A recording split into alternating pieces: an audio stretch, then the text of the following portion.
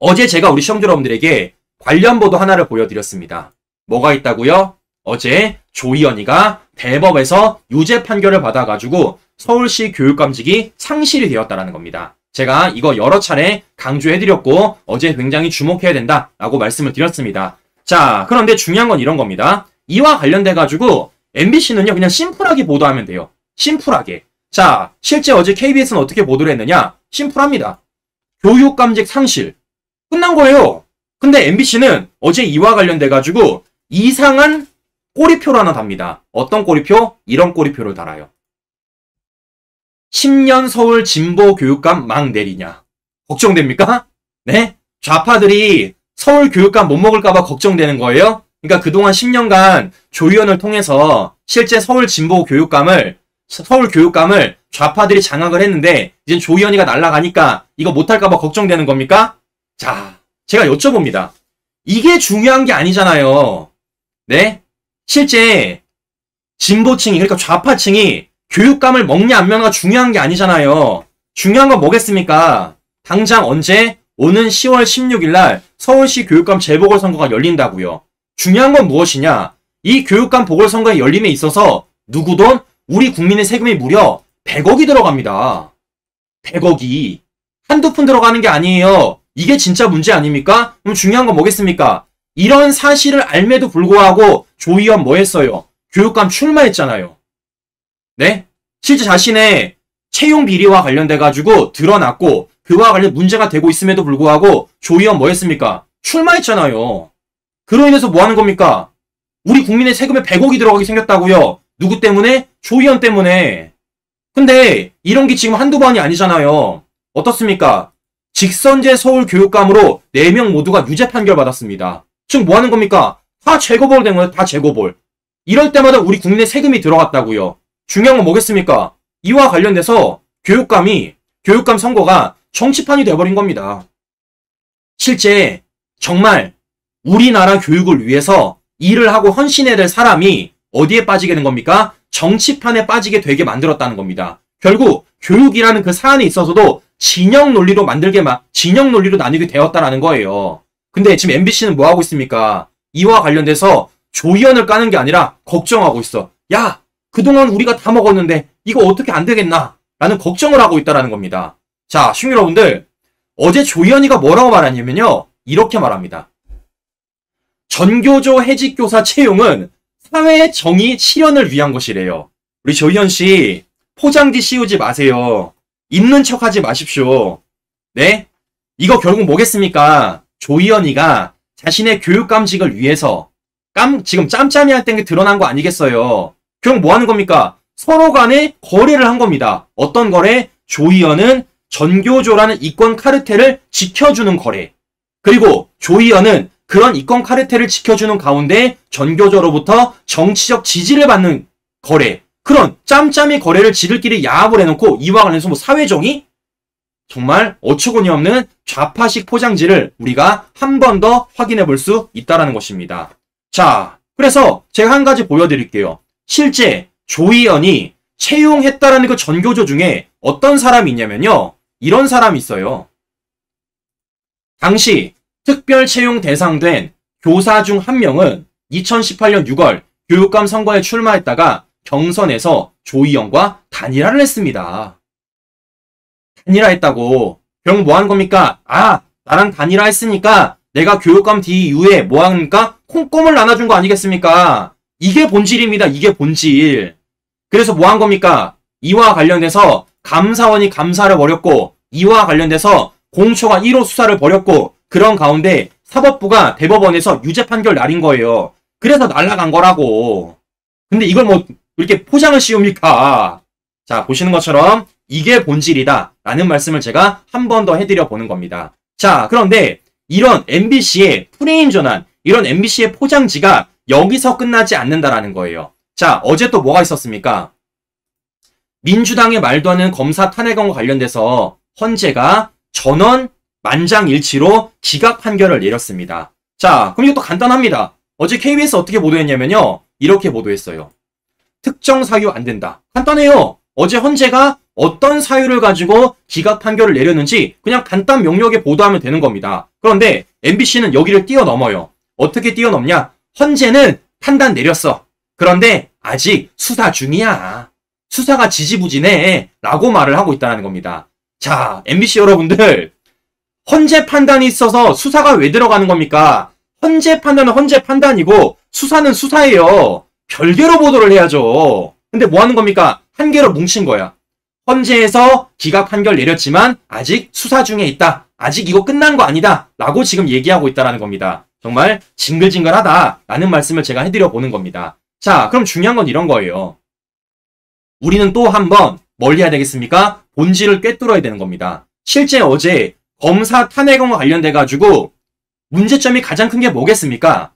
이재명 방탄을 위해서 민주당이 뭐 하는 겁니까? 판검사들을 압박한다라는 거죠. 자신들의 입법권, 자신의 탄핵 소추권을 남발하고 있지 않습니까? 누구만을 위해? 아바이 이재명만을 위해서. 이게 문제의 본질이에요. 왜냐? 실제 어제 헌재가 검사 탄핵과 관련돼서 어떤 판단을 내렸냐면요. 이런 판단 내렸습니다. 사유 특정 안 됨. 사유 특정 안 되고 직무와 관련 없음. 사유 특정 안 된. 사유 특정 안 된. 법 위반 아님. 직무와 관련 없음. 지금 뭐 하는 겁니까? 그냥 얼토당토 하는 거예요. 얼토당토. 네? 주어 빠져. 목적어 빠져. 다 아무것도 없이 아무런 근거 없이 그냥 민주당의 카더라 뇌피셜로 검사 탄핵안을 내놓은 겁니다. 이걸 헌재가 왜 받아주냐고요. 중요한 건 뭐겠습니까? 그런 가운데 피해를 보는 건 우리나라고 우리 국민들이라는 겁니다. 이득을 얻는 건 누굽니까? 이재명 뿐이죠. 그런데 지금 민주당이 이러한 검사 탄핵안이 이번이 처음이냐고요. 또 냈잖아요. 몇 명이나? 4명이나. 근데 제가 우리 시청자 여러분들에게 이거 보여드리지 않았습니까? 얼마나 얼토당토하는지. 어떻다고요? 압수수색 날짜도 틀리고 언론 이름도 틀리다라는 겁니다. 자, 제가 그래서 보여드렸잖아요. 자, 보시면 민주당이 내놓은 김영철 검사 탄핵 소추안입니다. 야, 여기 안에 내용이 어떻게 돼 있다고요? 피소추자는 2023년 9월 5일 조선일보라고 돼 있어요. 그런데 이 조선일보 보도 날짜 9월 5일 아니라고요. 언제라는 겁니까? 8월 5일이라는 겁니다. 8월 5일. 수정된 날짜가 9월 5일이에요. 즉 뭐 하는 겁니까? 날짜조차 틀렸습니다. 기사를 첨삭함에 있어서 근거를 제시함에 있어서 날짜조차 틀렸다고요. 무려 한 달가량을. 자, 또 뭐가 있습니까? 강배신 검사 탄핵안이 있습니다. 여기에 문제점이 뭡니까? 여기도 날짜가 틀렸습니다. 뭐라고 써 있습니까? 2029년 9월 14일에 써 있어요. 시청자 여러분들, 지금 몇 년도예요? 2024년입니다. 근데 민주당 뭐라고 써놨어요? 2029년이라 써놨다고요. 지금 이 사람들이 정말 검사에 문제가 있어서 정말 진심으로 탄핵안을 내놨는지 우리가 의심을 할 수가 있다는 거죠. 말도 안 된다는 거죠. 네? 심지어 뭐까지 있습니까? 이렇게 써놨잖아요. 유진희 전 뉴스버스 기자의 주거지를 압수수색하고, 유진희는요 어떤 사람이냐? 뉴스버스가 아니라 뉴스버스입니다. 뉴스버스. 이응이 아니라 니은자라고. 네? 이게 바로 지금 민주당이 내놓은 검사 탄핵안의 내용이다 라는 말씀을 전해드리는 겁니다. 지금 뭐 하는 겁니까? 준비 작업이 없는 겁니다. 네? 기초적인 사실관계조차 틀리는 거예요. 그냥 묻지도 따지지도 말고 이재명의 수사를 하는 검사이기 때문에 이재명의 방탄을 위해서, 오로지 이재명을 위해 우리가 검사 탄핵안을 내놨다는 것을 한 번 더 확인해 볼 수 있다는 것이죠. 자, 이렇기 때문에 이와 관련돼서 저는 분명히 기각 판결이 나올 것인데, 중요한 건 그때마다 우리는 누구에게? 민주당한테 책임을 물어봐야 된다는 겁니다. 왜냐? 민주당의 선전선동으로, 민주당이 이재명 방탄으로 인해서 실제 지금 이 나라가 얼마나 와해되고 있습니까? 쓰지 않아둘 때는 얼마나 쓰고 있어요. 자, 저는 이렇기 때문에 이와 관련돼서 우리가 계속해서 민주당한테 책임을 물어봐야 되고, 그와 관련된 민주당을 심판해야 된다라는 말씀을 제가 다시 한 번 더 드려보는 것입니다. 자, 그런데 이런 가운데 오늘 또 한 가지 중요한 사안이 있습니다. 자, 오늘 무엇이 있느냐? 제가 우리 시청자 여러분들에게 여러 차례 강조를 해드렸어요. 오늘 드디어 민주당의 돈봉투 1심 선고가 나옵니다. 제가 여기에 포인트가 뭐라 말씀드렸죠? 준 사람이 아닙니다. 받은 사람에 대한 선고예요. 자, 이게 왜 중요하냐면요. 아직까지도 뻗팅기는 사람들이 있습니다. 자, 누구냐? 바로 민주당 현직 의원들이에요. 자, 민주당 현직 의원이 이 중에 몇 명이 들어가? 6명이 들어가 있습니다. 지금 검찰이 무려 4차례나 소환 통보를 하고 있음에도 불구하고 안 가고 있어요. 뻗팅기고 있다는 겁니다. 그런데 중요한 건 뭐겠습니까? 오늘 1심 선고가 나오면 뭐와? 검찰의 주장이 아니라 누가 사법부가 인정하는 증거로 채택이 될 것이고 민주당 현역 의원 6명은 빠져나갈 수 없다라는 겁니다. 즉 이와 관련돼서 우리가 이슈화를 시켜야 된다는 거예요. 무엇보다 근거가 있잖아요. 말했잖아. 강내구가. 윤관석으로부터 돈봉투 줬다는 민주당 의원들 가운데 6명의 실명을 들었다는 겁니다.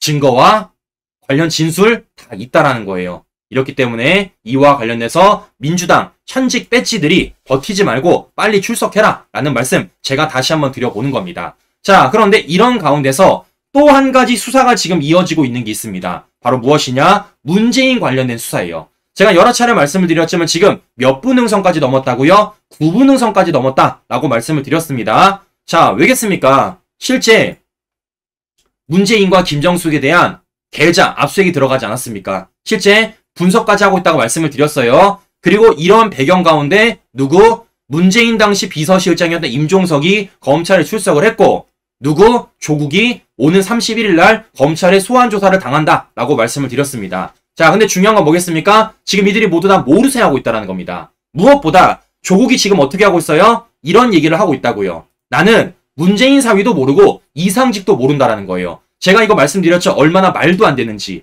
왜냐? 조국이 문재인 정권 당시 어떤 사람입니까? 민정수석을 했던 사람이에요. 민정수석은 어떤 업무하는 사람입니까? 첫 번째, 대통령 친인척을 관리합니다. 두 번째, 인사검증을 해요. 근데 대통령 친인척인 문재인 사위를 몰라. 인사검증을 하는 이상직에 대해서도 몰라. 이게 말이 되냐고. 자, 보시는 것처럼 지금 조국이 얼마나 얼토당토하는 핑계를 대고 있는지를 우리가 확인해 볼 수 있다는 겁니다. 그럼 뭐 하는 겁니까? 묻지도 따지지도 말고 딸내미 말처럼 난 몰랑 하고 있다라는 거예요. 자, 그런데 조국은요. 빠져나갈 구멍이 없게 생겼습니다. 더 나아가 문재인도 빠져나갈 구멍이 없게 생겼어요. 자, 왜냐? 제가 우리 시청자 여러분들 이런 방송 해드렸어요. 어떤 게 있다라는 겁니까? 물증이 있다고요.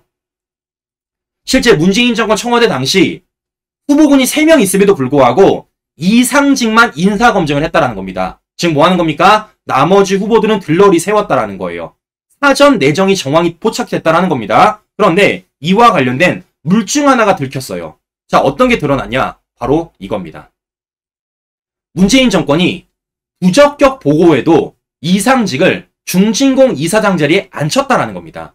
자, 그러니까 실제 후보군을 검증함에 있어서 적격, 부적격 판단을 내리는데 이미 이상직은 부적격 보고가 있었다라는 겁니다. 보고서가 있는 거예요. 근데 그 보고서가 있음에도 불구하고 심지어 그것이 보고되었음에도 불구하고 뭐 하는 겁니까? 이상직을 앉혔다라는 겁니다. 누구만 검증해서 이상직만 검증을 해가지고. 자, 그럼 중요한 건 이런 겁니다. 이걸 문재인부터 시작해서 임종석, 조국까지 모를 수가 없어요. 왜냐? 제가 문재인 정권 당시 인사검증 시스템을 보여드리겠습니다.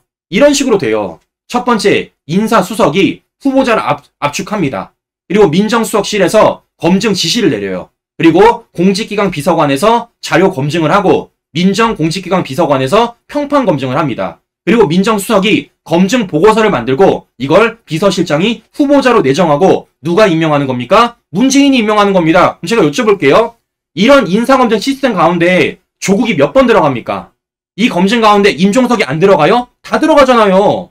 그럼 물어보는 겁니다. 이런 검증 절차가 있는데 이와 관련돼서 조국이 모른다? 임종석이 모른다? 말이 안 되는 거죠. 더 나아가 최종적으로 누구? 문재인이 모른다? 말이 안 되는 거 아니겠습니까? 그럼 제가 여쭤보는 겁니다. 문재인이 이상직의 부적격 보고서와 관련돼서 모른다면 뭐가 되는 겁니까? 이거 국정농단이네. 왜냐? 조국이랑 임종석이 문재인 속인 거 아니겠습니까? 그럼 반대로 이걸 알매도 불구하고 문재인이 이와 관련된 채용을 했다라면 뭐가 되겠습니까? 이와 관련된 뇌물이 권력이 되는 거죠. 자, 이렇기 때문에 지금 이와 관련돼서 문재인은 빠져나갈 구멍이 없다. 조국, 임종석도 빠져나갈 구멍이 없다라는 겁니다. 이렇기 때문에 얼토당토하는 핑계 대지 말고 얼토당토하는 프레임 씌우지 말고 그냥 순순하게 검찰에 출석을 해가지고 조사받으면 된다라는 말씀을 제가 해드려 보는 것입니다. 요 정도로 검찰이 물증과 증언을 갖고 있다라는 거예요. 자, 이렇기 때문에 이들은 빠져나갈 구멍 없다라는 말씀 마지막으로 드려보면서 오늘 방송 마무리해 보도록 하겠습니다. 네, 오늘 금요일입니다. 오늘도 행복한 하루 보내시고요. 전 다음 방송 다시 뵙도록 하겠습니다. 오늘도 긴 시간 끝까지 시청자 여러분 감사합니다.